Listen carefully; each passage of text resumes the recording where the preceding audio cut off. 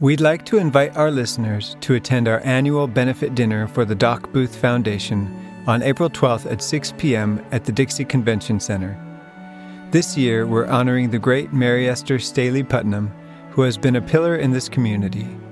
If you can attend or would like to donate, you can buy tickets at docboothfoundation.org. And anyway, I was following this cow track, and I came up over the ridge.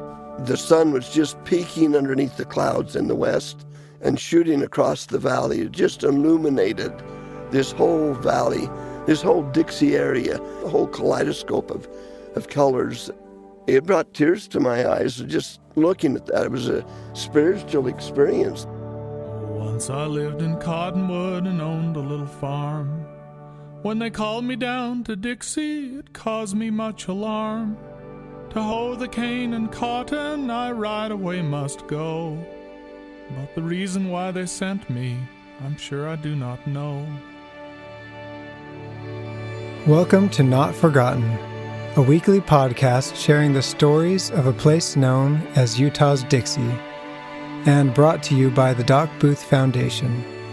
Through stories as universal as they are personal, this podcast is dedicated to the memory of legendary family physician Dr. Craig Booth and to defining, preserving, and perpetuating the spirit of Dixie embodied in his life and work.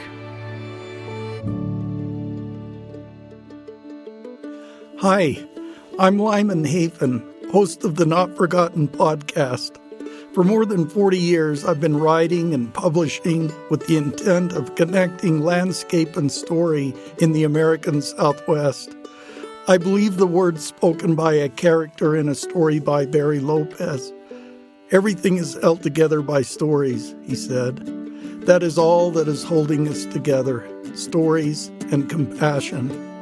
Dr. Craig Booth was a man of stories and compassion. His personal story is one of the many that have made Utah's Dixie what it is, and his compassion is at the heart of that elusive entity we call the Dixie Spirit. We're back for part 2 of our discussion, our visit with Ed Bowler and Larry Gardner, as we've talked in part 1 about Gunlock and Pine Valley and the Gardner family, the Bowler family, and other families, the ranching traditions that began there. Today we want to bring this story forward to the current day and look at how amazing it is that Larry's family and Ed's family are still involved in ranching and that they're involved in it in a very meaningful way, and how these generations tie together. As I look at Larry Gardner and Ed Bowler and consider what a privilege it is to be here with them, I'm reminded of the words of Thomas McGuane. Thomas McGuane is a literary writer who is one of the best writers on horses that I've ever read.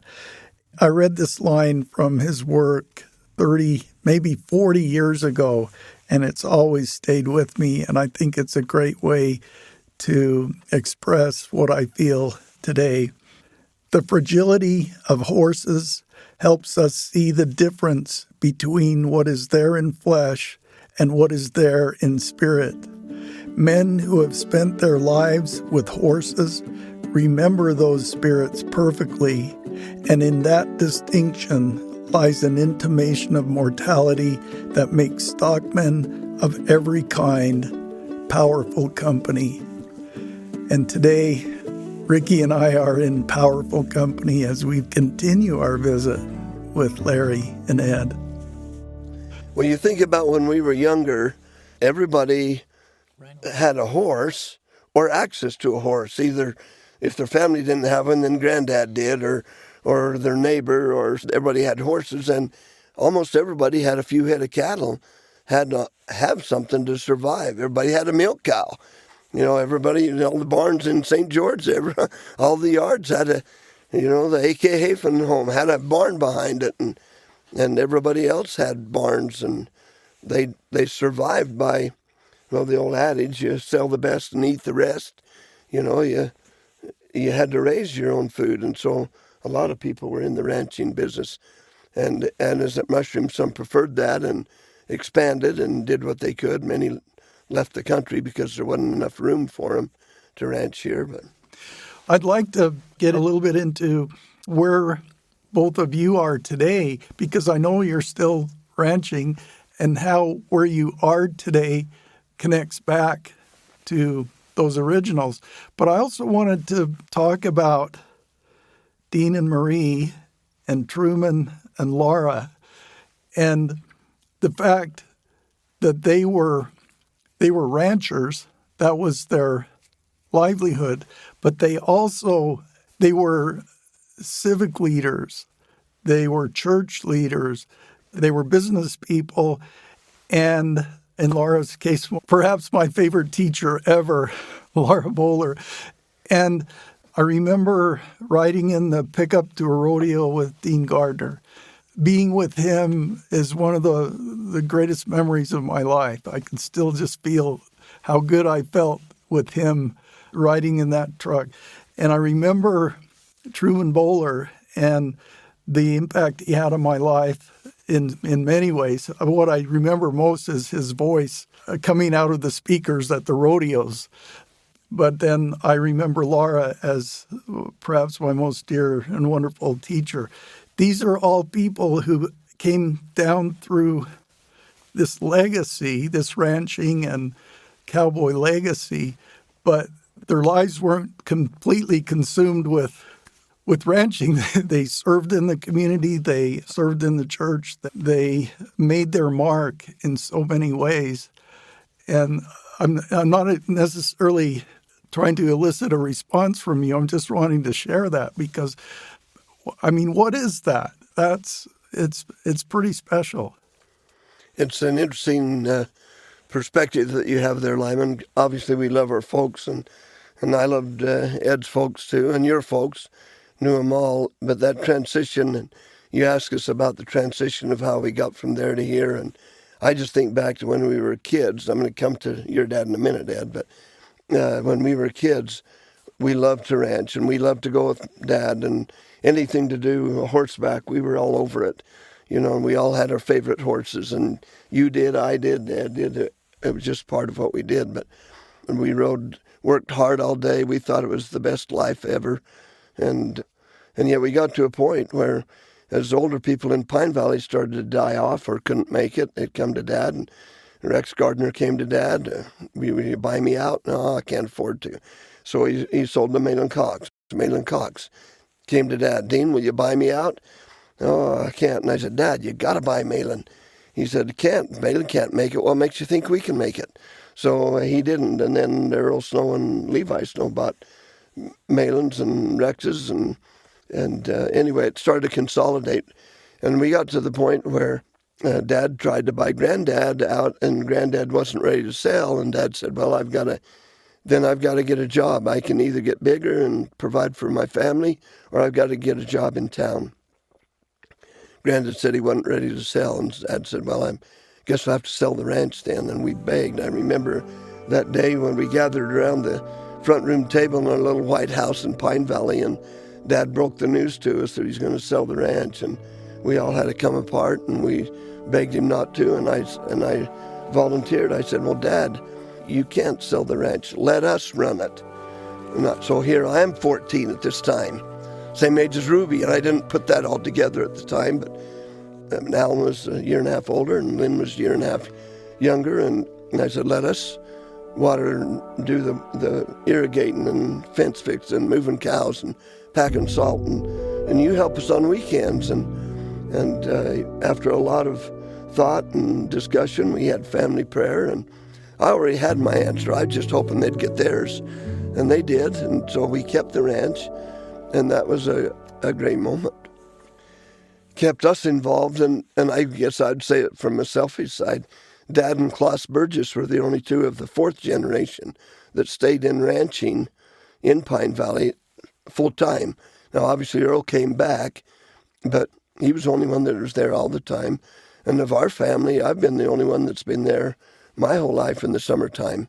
Brothers, sisters, both been involved and helped, but they were away and have come back, but I've never left, and so I claim a little bit of heritage there that I hang on to. But back to when Dad took the job that was offered to him was from Ed's dad. Ed's dad, Truman, was the county commissioner, and he had come to Dad and said Barney Segmiller was retiring as the county assessor, and he thought it would be a good fit for Dad. And so Dad ended up going to work for the county clear back then in 65, from 65 to 80. Truman was the county commissioner that actually extended the job to him and helped keep us in the ranching business, if I could say it that way.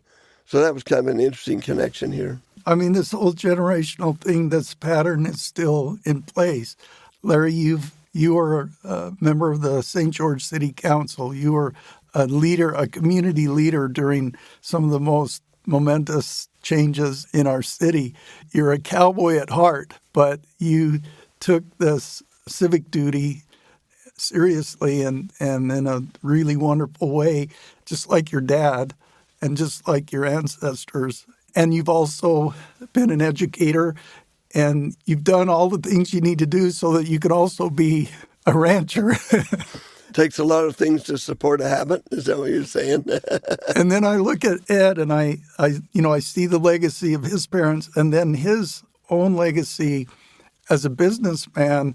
But also, very few of us even understand what Ed's contribution in the whole water story of Dixie, and his involvement on the Water and Power Board and the chairman of the Water Conservancy Washington District. County Water Conservancy District for all these years. There's probably no one in this whole area who knows more about where our water comes from, what we need, or where it maybe can come from in the future. And all of that, it's just part of that same legacy that comes down from your ancestors. And Larry kind of touched on it, but in the early 60s, my mother and Marie were always the best of friends. So was Dean and my dad. And they'd gone to World War II. They had gone to the war. So when they came back, that's really when Dad bought the ranch from my grandpa, Francis, and that would have been in the late 40s. By the early 60s, it was apparent that they couldn't make it. They either had to, like Larry said, they either had to expand or they had to get another job. So we lived in Gunlock until I was about 7 years old, and that's when Mom and Dad decided they had to go to St. George to get other employment to make sure that they could actually keep the ranch. It was very similar to what Larry was talking about. So we moved to St. George when I was 7 years old, and in first grade, I can remember my mother, who was a school teacher, like you said, was in that circle, and apparently the first grade teacher came to her and said, "You know what? Ed's just kind of looking out the window." That's really when I will tell you, that's when I met Lynn Gardner, because he was in the same grade. And I've told this story before, but he looked just like Dean Gardner. And I knew Dean because I'd seen him gathering cattle and everything, but I'm 6 years old. But there's this kid that looks just like Dean Gardner. It was Lynn. But anyway, this is Larry's brother. Larry's little brother. That's a different story. But so apparently I was looking out the window too much. And so she told my dad, and because I was missing the ranch in Gunlock. That's really where I wanted to be. And he sat down and he said, "Look, I'm going to tell you, this ranch isn't going to be here for you. You need to pay attention in school because you're going to have to get a job and you're going to have to make a living because we can't make it on the ranch." He told me that every single year until I graduated from college. And then he said, "Do you want to buy the ranch?"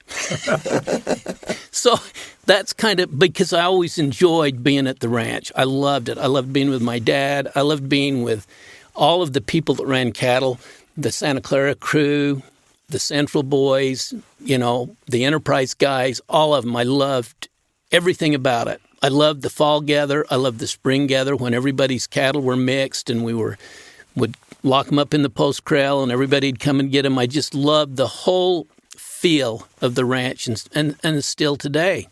There's nothing better than if you're on a really good horse and you actually get the cattle gathered, there's not a better feeling. Really, there isn't. So for me, I've always wanted to do that. However, you have to have a really good job if you're going to be in the ranching business. Would you agree with that, Larry? Yeah, it's an expensive hobby.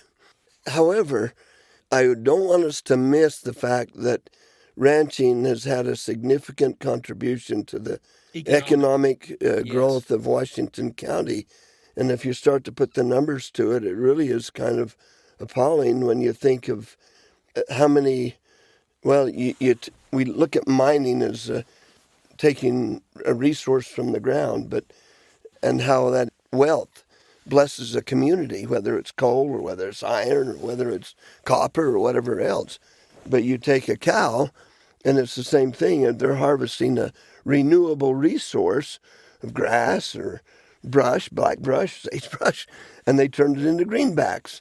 And you think in today's market, you take a 650-pound weaner calf that sells from, well, it depends on the year, whether it's $800 or $1,600, but generally $1,200, $1,250, and that's you put the math to that, and a dollar turns over. Well, let's just do that for a second. A dollar turns over 8 times in the community from the ag base. So a calf, if it sells for $1,200, that means it's going to recirculate, and so instead of $1,200, it's worth $10,000 to the community, because the rancher has to buy his food, has to buy his clothes, has to buy the tires from OK Rubber Welders, has to buy his truck, and he has to buy the tractor and all these things.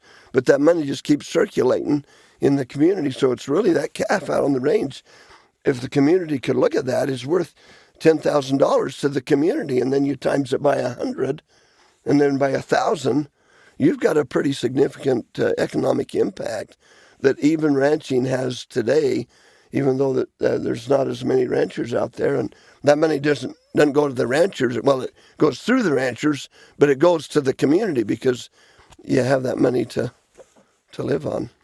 Just sidelight. Where I was going on that, though, is that there is still the same amount of cattle being run.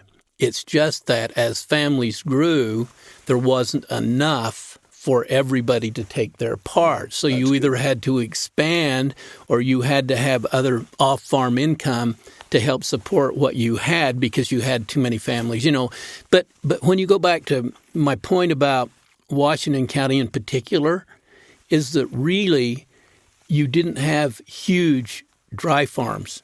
What you had is you had a place where you could run cattle. So it became really the staple for generations. It was the staple of the economic base, whether you were in Hurricane or whether you were in Rockville or Springdale or anywhere in Washington County.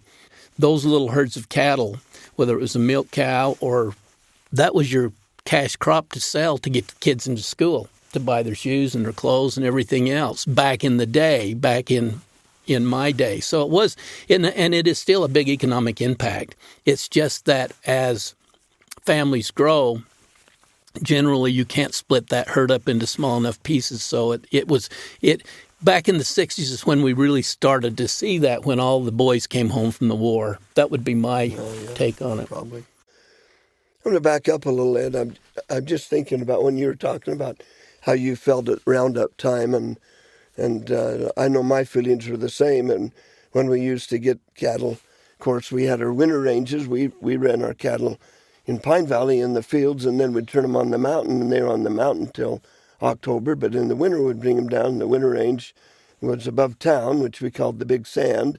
Then we had an allotment out on the strip that we end up getting from Wayne Gardner's family, Bessie Gardner, that Wayne froze to death out there in 49. We ended up with part of his allotment we called the strip, and then we had the Moore Manuel allotment. So we had those 3 places that we moved cattle from, and each area was different as we handled our cattle differently. Above town, it was a big thing to spend a couple of days gathering, and we'd have to ride to people leave the gate open, so we'd have to ride over all above Washington and Hellhole and all that area, and Nielsen Flat, and bring them over to, and that was called the ditch, where the ditch came down from Pine Valley and down to the Hernia Dam and the open ditch till 36. But that area was all open. We'd move the cattle from there over to the sand, which is Ledges, Winchester area, and then move them up right up the road. We'd trail them right up the road to Diamond Valley, and then the next day we would trail them right up the road and cross over, get up to Carter's Lane, now Dameron Valley, that was used to be fenced on both sides with the lane, and get up to Vail, go behind Vail and up the creek, and get to Baker Dam and around the Bracken Ranch and Stratton Ranch and the Post Corral, and then we'd work our calves. They would work our calves, and the forest guy would come and would paint on, or initially they used to bush their tails, and then and then they went to paint. They painted the right hip or the left hip, depending on whose cattle it was, and they counted on so you didn't go over your AUMs, animal unit month is what that's So called. this was what you were putting them onto the forest. We checked onto the forest in the spring. That was big, and so one of the big drives was coming in off the wash.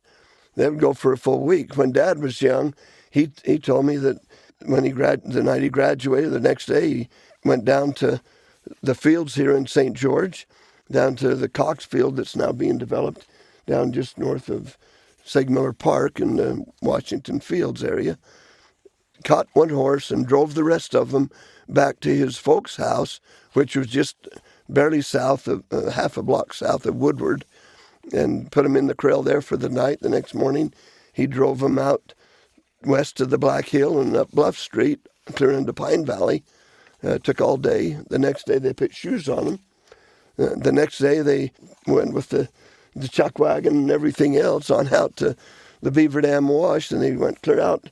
They'd go clear out to the Beaver Dam Wash and on down to Lobville, down to Erdley's, the Lytle Ranch, Terry Ranch, and our allotment was the Mormon Well, but they would go clear down to where the Beaver Dam met the Virgin, clear down to the Beaver Dam Lodge area. And I always wanted to go on that because they were going to drive all this cattle back. And the one year after Olaf Jacobson died, and we were running his cattle for a couple of years before he died, I guess. He died in 64, somewhere in there, and 65. Anyway, my junior year, Dad took me out of school for that roundup. And for that week, then I got to experience that trail drive. And that was a hard time, getting to bed way after dark and getting up way before sunlight and riding all day long. And when that herd dust gets, I've read your book, Rope in the Wind. It's kind of that same experience, Lyman, that dust gets in your nostrils and it gets to be part of you. That becomes part of the feel. And anyway, trailing cattle, and some of my experience, we had time, I could tell you some very unique experiences that happened along the way and trailing cattle. And we still trail cattle. Actually, from the strip, we trail cattle 2 days to get south of town out to what we call the herd houses. And then we truck them on into Pine Valley. And then in the fall, we'll truck them to the herd houses, and then we'll trail them for 2 days, getting back out on the strip. I'd like to talk to Ed about this too, because you're getting us now to the next generation. And you have children, grandchildren, Oh, yeah. who are involved in all of what you're talking about right now. You're in your 70s? 70s? Yeah, doggone it, we're 75. I think, Ed, you're in your 70s? 74, yeah. We might... And you're 71. We might... Or are you 70? Actually, I'm still 69. Are you really? For a little while. I'm gonna cling to that for as long as I can. But I'm just imagining here, I'm seeing Ed looking out that window at school when he's a little guy. But I'm now seeing, we might be driving around here somewhere and actually see either of you horseback in your 70s, saddled up and horseback on a good horse. And that's such an amazing thing to contemplate. But then also your children and your grandchildren and what they're doing and how they're continuing this legacy. And it's happening right here around us in these very places that your great-great-grandparents settled and began, in a place, as you expressed, Ed, in a place of extremes where it's hard to really even imagine making a go of it here. And yet here we are with your children and grandchildren still doing it. It's an interesting thought, and transition is a hard thing. It was a hard thing when Dad died. It was a hard thing when Granddad died, and I imagine it's going to be harder when we die, because now it's a different generation and the different levels of involvement. But the kids have enjoyed being with us on these experiences. Jeff and Justin are my two boys that are more interested, and my daughters are likewise involved, but not as much. And Ed has. I was thinking of it.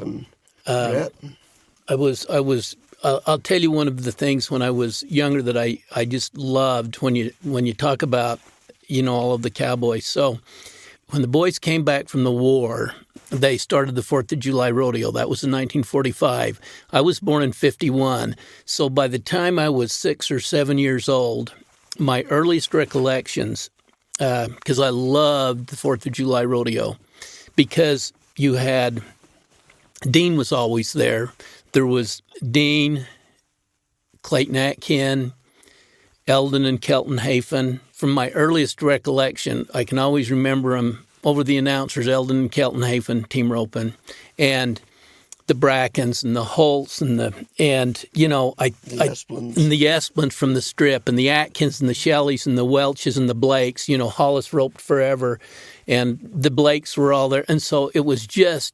I just loved to see what horses they were riding and all of them coming together. And it was such a good time to see all of those guys that were so handy. And so for me, as the generations have gone by, I go up there last year when you go to the state finals, as an example, the high school state finals. He's got a granddaughter that's goat tying. He's got a niece that really, Alan's boy Ryan's kids, they've got some really nice barrel horses. The same generations are there, whether it's your cousin Brent that's out to the sorting, it's just, they're all still doing it. And so when you think of that community from Barkley or Panaca or Caliente, they're all still pretty intertwined from Iron County, from out on the Strip, and they're still the same families. You still see them there, still there, a horseback, riding, doing the deal, and I just love it to this day. I still love it. Likewise, and you start talking rodeo, and it brings back a lot of memories too. And here we're talking to a state champion all around right here with Lyman. And I was gone during the time of his heyday, and so I feel badly I missed that. But I did see an article I had in my file the other day of you riding a calf at the New Year's Day rodeo at the Posse. At the Posse Grand. And won a steak dinner from Dick Hammer.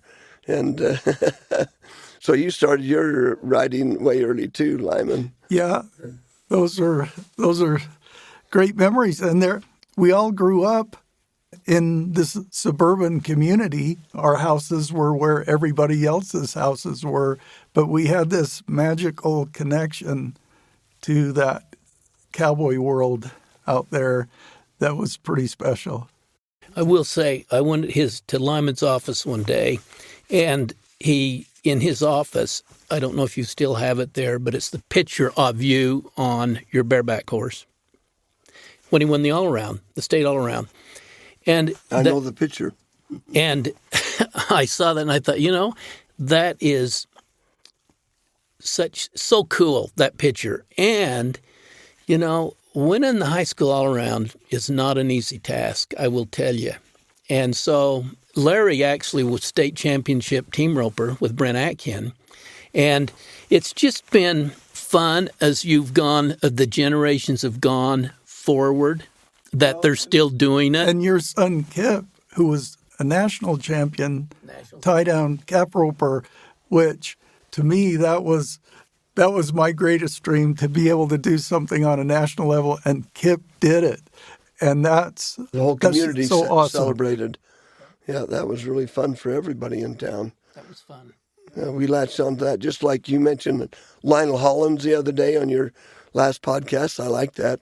But that's the way we felt about Kip when he won that national championship. I remember being in Shoney's restaurant when Kip's grandpa Truman was there, Truman Bowler, and it was just after Kip had won that national title, and I just went up to him, and it was just such a wonderful moment, and to see what that meant to him, his grandpa, being able to witness that. Yeah, it brings back a lot of memories, too. We could go down that road to quite a ways. I wanted to share a little bit, I guess, in our feeling on the family side. And, of course, Alan's always been a help on the ranch, but working most of his life in other situations. He was a butcher and meat cutter and the county commissioner for 20 years. Served there. And Lynn was a county treasurer, for a good number of years before he passed away with cancer. He died in 92, and that was a big decision for us at that time to know what to do with the ranch, and we decided that I was teaching full-time and Dad couldn't do it all, and so we ended up selling our mountain permit at that time, and that's like ripping my heart out to sell the mountain permit. We sold it to Pat Clark and Mary Louise, his daughter, and Bob Houston down Central. But we kept our meadows and our winter permit, and it still provided a lot of experiences. But I just remember one time Lynn and I were riding back from Grass Valley. We'd been moving cows over to Grass Valley, and he had his leg cocked up over the horn like you do sometimes, Ed, right leg up over, and he had we'd been roping heeling calves and stuff, and he had his lariat just kind of hanging off to the side. Well, it wasn't on the rope strap, it was hanging on the horn. Well, all of a sudden, a rabbit dodged out, and he was riding the little horse we had bought from the Shelleys. You mentioned the Shelleys. We named him Walt. He was a nice little quarter horse, had a little 10-seater buck occasionally, but he whirled to the left, and Lynn just keeled over to the right, just fell off right in the middle of the road. And as he lay there trying to catch his breath, all of a sudden, he told me later, he looked down and he saw that his hand was in the middle of the coils. And the horse just started to stampede. He just took off flying. And just as Lynn went to pull his hand out of the coils, it cinched up around his wrist. And holy smoke, that horse took him out through the brush. He was flopping around at the end of that rope like a rag doll. And I thought for sure we'd killed him. He went out there, I don't know, a couple of 100 yards. And then for whatever reason, that horse sensed he had a calf on the end of the rope. What had happened, it had half-hitched around the saddle horn. So not all the coils had fallen off, but it half-hitched on the saddle horn. And the other had half-hitched on him or tightened up on his wrist. And fortunately, it didn't kill him, but it surely could have done. It took him a long time to get over that. And we had another experience. I'll just share this one with you. We were trailing cattle coming in from the strip the year I got back from my mission in 71. It started to rain on us. We were, the second day, we trail one day and we get to what we called Henry's Hotel, Henry Crosby's place out there, just a little 8x10 shack. And I dubbed it Henry's Hotel. But we stayed at the Blake Pond there, and then next morning we'd get up at 4 o'clock. We'd start to saddle and ride. We'd ride till daybreak and then have breakfast, and then we'd trail on in and get to the herd houses about noon. Well, it was so dark you couldn't see your hand in front of your face. And I don't know how the horses could see, and I don't know how we even thought we could see the cows, but the cows knew where they were going, and we opened the gates and stayed behind them for a couple of hours, and by 6 o'clock it started to rain, and it rained really, really hard. And typically it started getting light about 6:30 or 7, but it must have been 7:30. the clouds lifted a little bit and it lightened up and didn't rain quite as much. But by 9 o'clock, we got to where we ate breakfast, and we were both just soaked and drowned. And anyway, Dad caught up with us at the truck, and we had breakfast and got back into our soaked saddles and caught up with the cows, and we moved them. We got to the herd houses, which is right by the Fort Pierce. But when you get to the Fort Pierce, Dad had already gone with the truck and crossed over, but had stalled in it because there was a flood in the Fort Pierce. And it splashed up in the motor and killed the motor. Had his horse in the back, and took him a little while to finally get it started again and get on the other side, unload, get on the horse, come back to meet us. But when we got to the Fort Pierce, there was a stream about 18 inches, 2 feet deep, and it was about, 50 feet wide. And then it started to rain again. It was just like rawhide, the old movie. We had our slickers on, and we were swinging our ropes, and we were trying to get these cattle off into this torrent, and they were typically was a dry wash, and they wouldn't go. And finally, one old cow stepped off and stepped into the water and stepped out, and another and followed, and then a calf started to plunge in, and it was just like the wildebeest in Africa. We finally got him. The last calf jumped in, and we couldn't believe it. And we trailed him across and got in the corral on the other side. And no sooner than I shut the gate, and I heard this dangest roar you can imagine. It was a tremendous roar. And I looked up, and there was a wall of water coming down the Fort Pierce that was 8 or 10 feet high. Boulders, big logs. I thought, where do those logs come from? But it was a flash flood that was coming down there. Had we been just a few moments later, we would have all ended up in Lake Mead. It was just amazing to me that, anyway, that was just a crazy experience that happened. I wish we had a little more water, Ed. So do I. I think those kind of experiences and what we grew up with is, like I mentioned earlier, we lived in a suburban neighborhood, just like all of our friends. But the life that we had out on the range was completely foreign to all of our friends in town. You're right there. And what it taught us, we lived close to the bone out there. And it's not that it's unique to ranching, because other kids had other kinds of experiences that were every bit as meaningful and important. But what we experienced and what we learned outside the neighborhood, out at the ranch or on the range, is something that can't be duplicated. Ed liked to go to Gunlock, and we lived for the same thing. We couldn't wait for school to get out to have Dad back up the truck to the back step, and we'd haul everything, milk separator, everything, even the chickens on. I've joked about it being like the Clampetts going to Beverly Hills, and the hillbillies. We had the chicken coop on top, and we stayed there till way after school started. We'd ride the bus in the fall and come back. We'd stay till the cows came home, and it was a great place, great environment to grow up in. That's why he loved it, Gunlock, and we loved Pine Valley. I will say, I'll get over it. I want to talk about Lent. It's amazing. It's been 33 years since he died. It's been that long, and I do this by myself every once in a while. I'll be thinking of him. Did you know him very well? Yes, enough to know his spirit. He was the most fun guy I think I had ever been around. He was so fun, and he worked in the treasurer's office there before he died, so I'd see him every day. But I'd known him forever, since first grade. And not only was he fun, he was smart, but he was really handy. He was a good cowboy. He actually, I think he was as a talented roper as there was in the area, really. He was that handy. He was. I always bragged that he was the best header around on Slim, and I didn't know anybody else thought that, but I did. No, So he thank you. was. He was handy.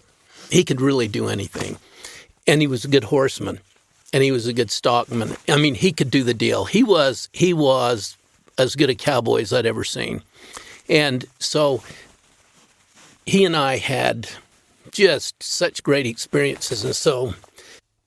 When I think about it, sometimes it's tender. But he's a good guy, really good guy. So we had a lot of fun. But here again, as I go back and I remember, Brent was my age that we lost that was really handy. Brent Atkin, all of those guys really handy. So that whole generation that were a little older than me or a little younger than me, and then, of course, the older generation, your dad and all the rest of them, I just really enjoyed that whole atmosphere of it. And so it was fun. But I had to think of Lynn just a little bit. He was just such a good cowboy. He and I took a bunch of cattle out of Grass Valley up on top of the mountain there one year, just he and I. And that's hard getting them. There's one little pass up there. I've only been there once, but Are you up to White Rocks? it's up to White Rocks, and it was a little tough, but it was. Oh, we had a good time. But he was big hill? the big hill. But he was a good hand. So I thought of that, and yeah, it goes back to the generational friendship that we've had. For when you really think of it, that's what 100 and what. 100 and dang near, it'll be 200 years before long to where those generations are still friends, still in the business, and how could we be more blessed? It's been good. Well, as you talk about Lynn Gardner and how all of this conversation has brought us to this point of remembering Lynn, I think it's really, I just think it's wonderful and fitting that what it really comes down to is just that beautiful spirit that we all share and those memories. And Lynn embodies that. Part of what we're doing with this podcast is trying to define or capture or keep whatever that Dixie spirit is. And I think that what you've just shared with those memories is that spirit. And every place has its stories. Every place has its legacy of history. But there's something special about this place. But then what it really comes down to is people. And we're talking about Lynn here in that way that is special. I also think, because we've got to bring this to a close for today, that part of what hasn't been said today is just that whole spirit of horses and the connection with horses and what all of that means. And that's why I want to see if I can commit the two of you to another session at some point where we could talk about all of this through the memories of the horses we've known and be able to share more history, but through the lens of horses that we've had or that we've experienced, but also other people and their horses, and how that ties us all together as well. There is so much. Can I have one more point? Yes. You mentioned this, and when Larry said about the one thing that I've always thought, when you're out there gathering cattle, especially if you're on the mountain or if you're up in the Ox Valley or if you're up in Bull Valley or if you're over by the East Fork of the Beaver Dam, when you're out there, you have to forget about everything except what you're doing, or you may not make it home, really. That's the one thing that I'm not sure everybody feels, but when you're out there, you've got to pay attention because it's steep, it's rough, there's oak everywhere, there's cedar trees. You got to pay attention or you may not exactly come home. His comment about the flash flood, I think all of us have seen that occasionally. You hear about it all the time, but you never really see it until you see it. And then you say, oh, my word, no wonder that's what they were talking about. But I had one experience that I've shared with some of my friends before, but we were that gives you an idea of, in today's day and age, it's so much easier than it was. But I was probably 12 years old, I think, and Lou Bowler and my dad, Lou was Dad's first cousin, Lou was Fenton's dad, we had a pasture in Grass Valley. We rented the rancher's pasture up in Grass Valley, and it was in late November. They'd kept those cattle there as long as you could. That's kind of the way they did before they went on the winter. You remember how we still do that today. So we went up there to haul them out, and we really weren't that prepared, but it started to snow, and we got up there to get those cattle out, and it had actually snowed the night before, so there was some snow on the ground because they just had planned on hauling them out. So they'd taken the 2-ton trucks up there to haul them out. Well, they got up there and they started to get stuck, and it was snowing, and they needed to come out of there. So there was a Palomino horse that they knew of running in that field. They found a halter, and we were walking down through the fields. Like I said, I'd probably been about 12 years old, and it was cold because we weren't that prepared. And we were walking down to catch this horse, Lou and Dad and I fell in the snow was drifted, and I fell down into this wash, and I started to cry because it was so cold. And my dad grabbed me, and he pulled me down in that snow. He said, "Now look, this is going to be a long day, so you can knock that off right now, because we're going to catch this horse, and we're going to get these cattle out of here." So I didn't stop bawling, but I went ahead. So we caught that horse. They put a halter on it. They told me to get around those cattle, and I started those cattle out going west to where the main road is going out of Grass Valley down into Pine Valley. And I can remember the snow was blowing on me. I had a halter on this horse with a lead rope behind that bunch of cattle, and I got them clear almost to where you're going down into Pine Valley before they got unstuck and caught up. And I can remember thinking, I am never, ever going to be a rancher. I am never going to find myself in this situation again. I can remember I said all of those things because the snow was blowing in my face, but it was one of the greatest experiences I ever had. And so, anyway, because when they showed up, they were so pleased with what I had got done, and they, Lou was tickled and Dad was tickled that I was able to get him that far, and so it was just one of my greatest experiences, only one of my worst. And that's what ranching is, isn't it, Larry? That's awesome. Yeah. I'll share one. I could go on another one, the snow experience getting cattle out of Grass Valley, but I'll just go to one that happened the year I came back from Denmark. I hadn't seen dust for 2 years in Denmark, and came back, and it was February here, and dust was blowing in the streets, and very few oiled streets back then. Leaves were just barely starting to form. Anyway, getting into spring and spring roundup, we were trying to gather our cattle off the sand above town, and I was on Nifty, horse I used to like to ride and rope on, but all alone. And that's what I think happens when you're all alone out there, and you're just kind of in your own little environment, and you're noticing the beauty of nature and what you're about. And I'm following this cow track, and I came, without really realizing, I came up over a sand dune here on top of the Red Hill. Our cattle would come right down to the Sugarloaf, right here at the rim on the Red Hill in the wintertime. And anyway, I was following this cow track, trying to catch up with it, and I came up over the ridge, and it was kind of like I had an Isaac Riddle experience there before me. Holy smoke! It had sprinkled heavy clouds, and so the valley was, the freshness of the valley was, I could still smell the sagebrush and all the freshness of a little shower. And the sun was just peeking underneath the clouds in the west, just above the Utah Hill, and shooting across the valley. It just illuminated this whole valley, this whole Dixie area. You could see the beautiful colors of Zion and Warner Valley and Segmiller Mountain and the West Mountains, and it just illuminated, and the whole kaleidoscope of colors that it brought tears to my eyes just looking at that. It was a spiritual experience, thinking, that great artist outdid himself in this picture. This is a beautiful side of nature, and And you see things like that when you're out alone, and you start to love the place, and you love the people, and you realize there's something special here. That is so beautifully put, Larry. It is a good place. Oh, my Very goodness.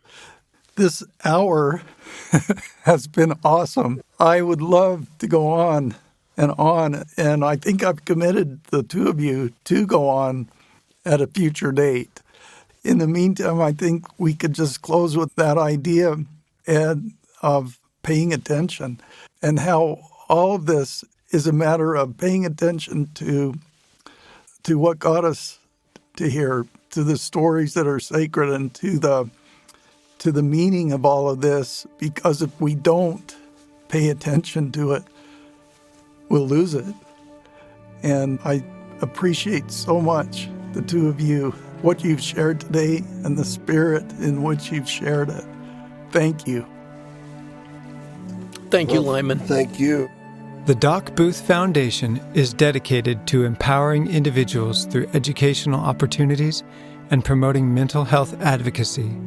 Through scholarships and funding for important community needs, the foundation perpetuates the can-do spirit of the founders of this community, using the lessons of the past to chart the course for a better future. Make your tax-deductible donation at docboothfoundation.org. Not Forgotten is produced by Ricky Valadez and made possible by the generous support of St. George Area Zag Stores, industry-leading tech support and accessories. Lyman Hafen's books can be found at lymanhafen.com. Once I lived in Cottonwood and owned a little farm. When they called me down to Dixie, it caused me much alarm. To hoe the cane and cotton, I right away must go.